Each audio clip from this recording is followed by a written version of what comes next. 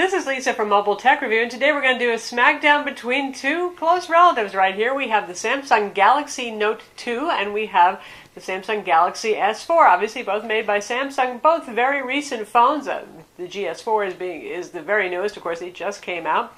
Large displays, no kidding, a lot bigger, 5.5 inches versus 5 inches, and we're going to look at them now.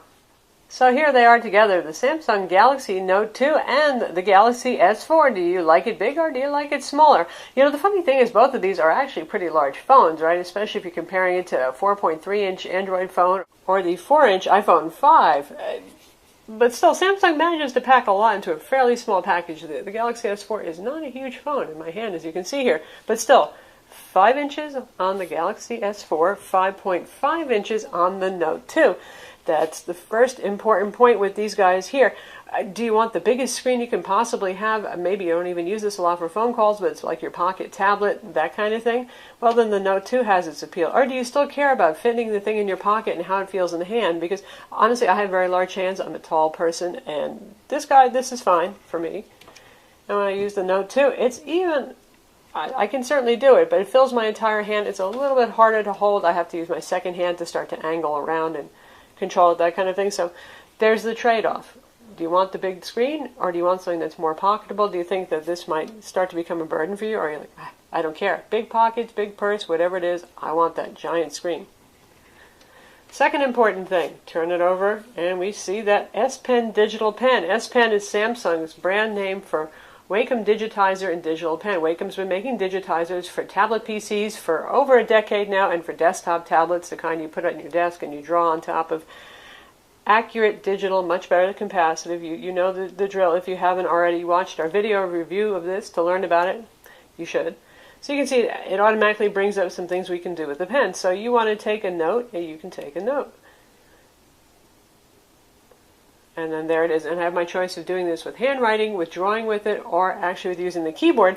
And also, the on-screen keyboard, you can switch between just being your standard thumb typing keyboard and one where you can write on, too. So a lot of versatility there for those of you who hate on-screen keyboards, for those of you who need to take notes or you're more comfortable with that. And at 5.5 inches, it's like a kind of a bigger size notepad. It's actually pretty doable.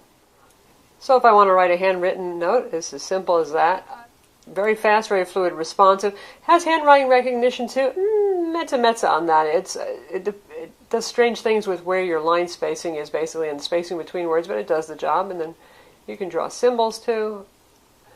You can, and it tidies them up for you. You can do equations, all that sort of thing. Again, watch our full note review for this.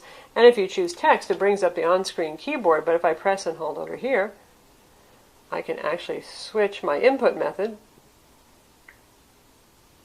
And I can write right here.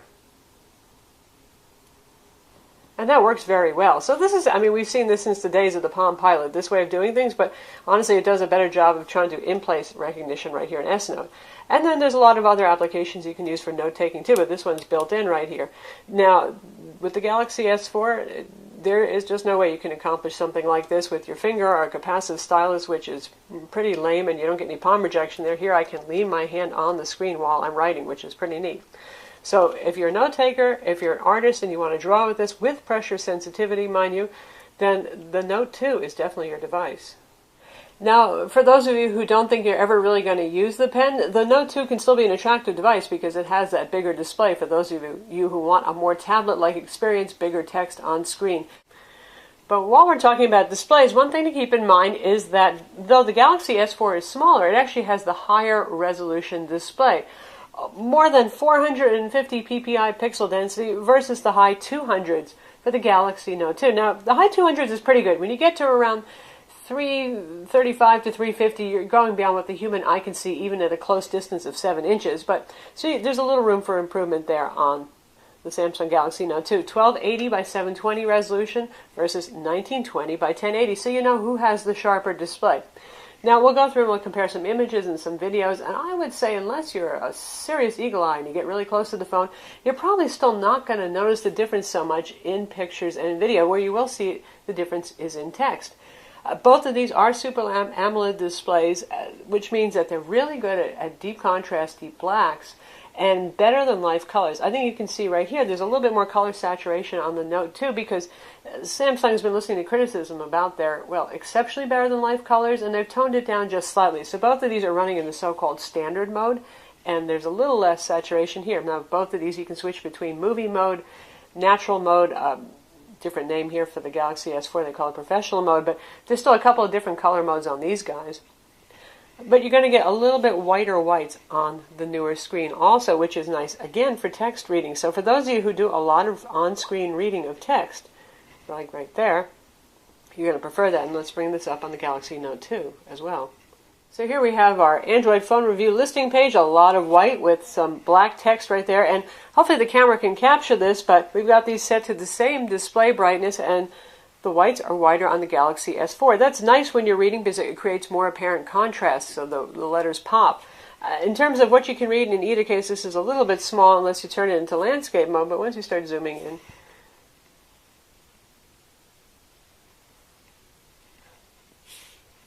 and there's our text. And really easier to read here, though, you know, you do get bigger text here by default, so that's a little bit easier on the eyes. So there's a little bit of a trade-off there, but of course with most any application, you can zoom or change your font size, say, or you were in the Kindle application, you can choose your font size to adjust it to what feels good to you. Now if we switch over to viewing photos, you're going to see, now it gets to be a whole lot closer. So here we are looking at the same photo, a picture I took of a Gerber daisy. And, you know, they look remarkably similar, don't they, despite the difference in resolution and pixel density there.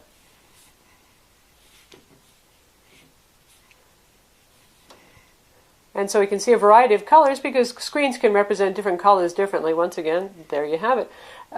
Certainly, I'm not going to complain about either of these screens. Really nice looking. We'll zoom into the detail right there.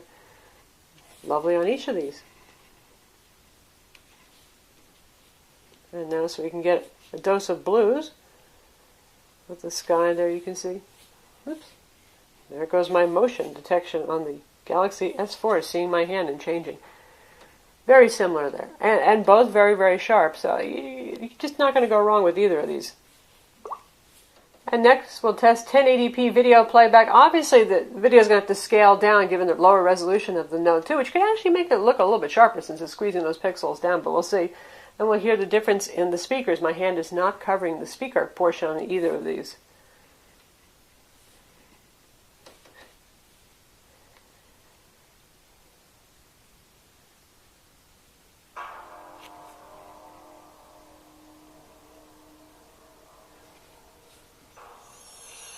We're talking about huge potential for millions of people. Pretty good speaker there on the Galaxy Note 2 because, well, it's bigger. You can have a bigger speaker. We call it the cure.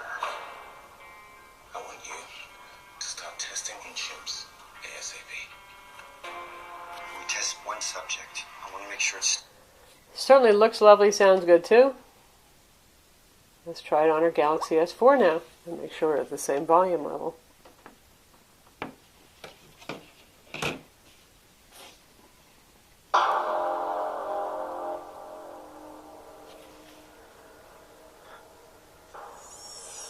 We're talking about huge potential for millions of people. Our therapy enables the brain to repair itself. We call it the cure. Speaker sounds almost as good, not quite as loud, but nice and clear. We test one subject. I would have to say this does look a teeny bit sharper to me when watching the video, but either of them is going to be quite nice. Still, I give a little bit of an edge, certainly, to the much higher pixel density on the Galaxy S4. Now, in terms of the version of Android these are running, they're both running Jelly Bean, slightly newer on the Galaxy S4. In fact, it's the newest available, 4.2.2 versus 4.1.2 on the Galaxy Note 2. At some point, it probably will get updated as well. Not a huge difference there, so I'm not going to complain about that. Both of these are running the TouchWiz UI with the launcher. You can see what it looks like for the icons over here. You get Flipboard on both of these, bundled in on it, and Samsung's custom apps. We'll talk about that a little bit. But in terms of specifications, both of these have 2 gigs of RAM. Both of them have 16 gigs of internal storage, plus a micro SD card slot, and they both have removable batteries. Both have the same polycarbonate casing. They just look, well, larger and smaller versions of each other. In terms of speed tests, the Galaxy S4, we have the Qualcomm Snapdragon 600 with Adreno 320 graphics. That's what we get in the US. We don't get the Exynos Octa CPU in ours, but still, it's a very, very fast phone. It and the HTC One are just the fastest phones right now available in the US, where higher numbers are better for all of these benchmarks except for Sun Spider. On the Samsung Galaxy S4, we scored quadrant 12,276, which is just about twice as much as the 6860 that the Galaxy Note 2 scored. For Antutu, it's a little closer. 24,776 on the Galaxy S4 versus 17,356 on the Note 2. For GL Benchmark 2.7 using the eChip 2.5 HD test, 41 frames per second on and off screen for the Samsung Galaxy S4. Awesome number, versus 17 frames per second on the Galaxy Note 2. Lastly, SunSpider score, and that's where lower numbers are better. SunSpider score of 826 on the Galaxy S4 versus 1052 on the Note 2. So you know who's the faster device. Now, honestly, those are all really excellent numbers on both of these devices. The Galaxy Note 2 is still one of the faster phones that's available running Android right now. 9 months from now, it might not seem like that, but there's a point where there's more speed than you need. Unless you spend your day running benchmarks, which are often more demanding than even some of today's 3D games, you're doing fine. Both of these guys run Real Racing 3, A Bard's Tale, all the latest popular difficult games perfectly well. Shadow Gun, good stuff here. So yes, this is probably more future-proof, and if you feel good about specs, some people I know it's really important they get fast numbers on their device. Samsung Galaxy S4 would have its appeal, but I wouldn't get too hung up on that. Both of these guys have very good viewing angles. Again, it's a similar screen technology on these. Neither of these is wildly viewable outdoors, but the Samsung Galaxy S4 shows some improvement for Super AMOLED displays, given that they generally are not so viewable outdoors. It's more viewable than any that we've seen so far. Still not going to beat some LCD and IPS displays for outdoor viewability, but a little bit of an advantage, not a huge amount. They both have dual-band Wi-Fi, 802.11b, and the Galaxy S4 adds AC, for those of you who care about that. Probably not too many of you right now. Bluetooth 4.0, NFC, a GPS with GLONASS. All the other bells and whistles are pretty much the same right here.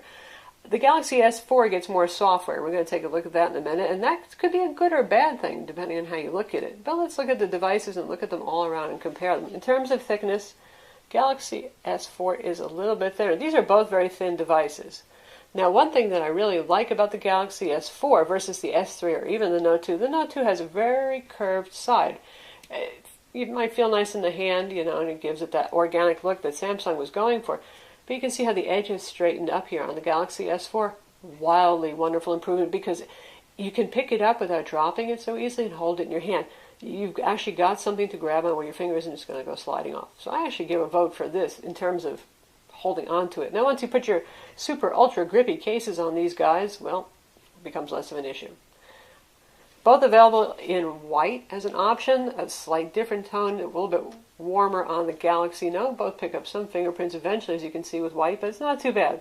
They look almost identical, right down to the speaker placement being at the bottom. If I can get my hand out of the way, you can see that. Camera module, similar design, sticks up a little bit on both of these guys. Slightly different flash placement, doesn't really matter very much. Both of them have their headphone jack up top. Their micro USB ports are on the bottom. Their volume controls are on the side. Very consistent design, in other words. And our power button is on the other side for the phone. So there it is. Micro SD card slot is underneath the back cover on both of these. Both of these you can open up, which is becoming an increasing rarity these days. For Galaxy S4, you just grab it right here, which is the same as for the Note. Both of these have paper-thin plasticky bags. There's our removable battery, 2600 milliamps, pretty big for a 5-inch phone right there. Micro SD card slot, compatible with SDXC cards, and there's our SIM card slot right there. And we'll undress our Note 2 now. Same deal, you pull it from the same place, yank it off, another thin cover. 3100 milliamp battery. A bigger phone allows for a bigger battery, so gets into the point of battery life. The Galaxy S4 lasts just fine through the day with me with moderate to even heavy use. This guy can actually go through the day and make it to the next morning. That big battery really does help. Our micro SD XC card slot and our SIM card slot Same layout as on the Galaxy S4. If white's not your thing, both of these are available in a, shall we say, dark color. Because in the case of the Galaxy Note 2, you can get it with gray. And it's a striated gray plastic. I don't know if it's supposed to be faux aluminum or what. It's not very convincing as that, but it's a dark gray and incredibly shiny.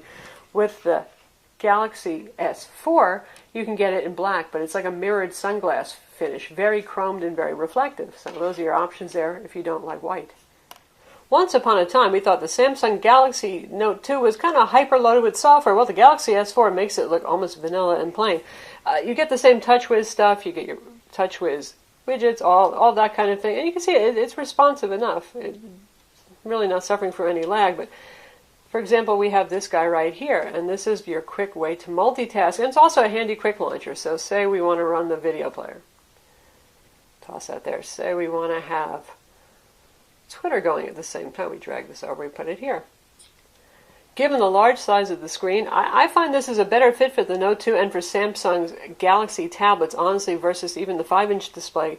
But I'll show you how that looks. So one feature right there it is. And if we swipe here, that was a multi-window feature, as you can see. And we've got a quick access to all of our widgets. And we've got Samsung's DLNA, all cache sharing, all of their little goodies like that are bundled on board. Well, if you take a look at the Galaxy S4, we have the same thing going on with our little friend right here. So let's go with Gallery. Throw that out there. And let's go with the Internet web browser this time. So you can still do that. On both of these, you can have floating video. You can have it floating anywhere you want and make it resizable. So if you want to have a little video playing while you're looking at a web page or something like that, you can do that. Again, with the screen this size, this can sometimes be useful. I can see that some folks might want it, but even bigger, even better there. And if we take a look at all the little icons that are going on here, that's because we have things like, well, let's use the web browser. We have our motion scrolling right here. You can wave at the Note 2 until you turn blue. It doesn't care. Doesn't do anything at all, but with the Samsung Galaxy S4, there's this option. You can turn this off if you want. There's also a hover function where if you hold your finger over something, it will blossom and enlarge to show you. Now, it depends on the application. Not all applications are supported with that.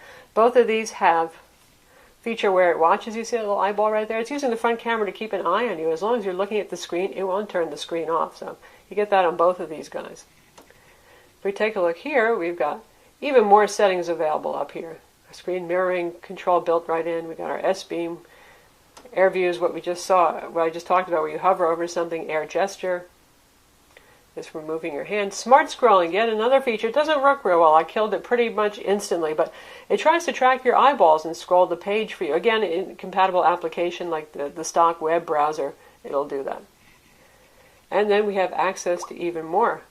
So you can look like the cockpit of a jet fighter if you want right there. So lots more software going on here. Some of it cool, some of it futuristic, some of it you're probably going to turn off right away. One thing that is nice is you get the AV remote control here with the TV guide, and that's a nice feature to have for those of you who want to control your home theater gear. That means your cable box, your TV, your AV receiver, and it's got a TV guide built in that's pretty darn good too. The Note doesn't have that. Poor Note 2. It wasn't quite new enough to get that feature. And again, the Note 2 knows when you're hovering the digital pen over it, so that idea actually came from the Note 2. Here, because it doesn't work with the pen, it knows when you're holding your finger above but not touching the screen. So it's kind of interesting, it's kind of cool. There it is. There's your Air View feature right there. Now, last big difference is the camera. 8 megapixel camera with an LED flash backside illuminated sensor on our big friend, the Note 2. This guy goes up to 13 megapixels, backside illuminated sensor again, and LED flash as well. You know who's going to take the better pictures. Now, more megapixels aren't always better, but when it comes from the same manufacturer and they're upping their quality on their existing products, generally you're going to see an improvement, and this guy does have better camera. This has a lot more modes too, and the ability to use the front camera and the back camera again together at the same time, so you can have a little superimposed picture of yourself inside the picture.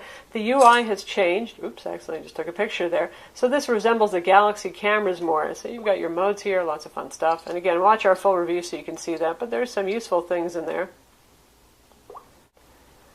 And you can switch your cameras easily here, and if you want to get yourself in the shot, just tap that button. And if you want to get to more settings, basic ones right here, like your flash, are available quickly. And then you've got all this.